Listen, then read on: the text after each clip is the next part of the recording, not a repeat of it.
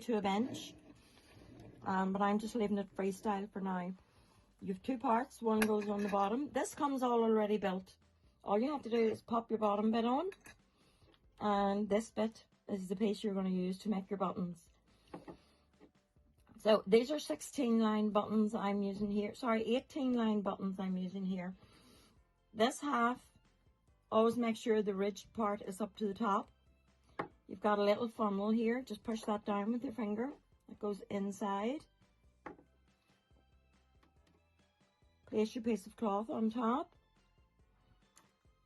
Your metal end will go just in the center, and I'm just using a pen to pop that down into the middle, like so. Your bottom of your button, which is where the piece that you will sew on to the garment, pops into the bottom piece. Turn this one upside down. Your button's in here with your fabric upside down, and that just slots in there together.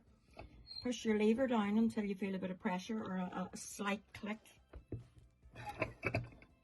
Take your top piece off and pop out your button. So one more time. Your ridged edge to the top. Push your center down.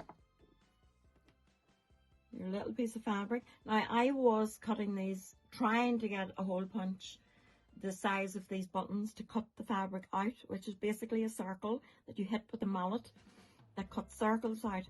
I come across this online somewhere. The squares work just as easy. So we're going to stick with squares because they're easier to cut. Pop down into the center. Put the bottom, your button in with the bottom piece down. Turn upside down and hook the two together. And pressure till you hear the slight click.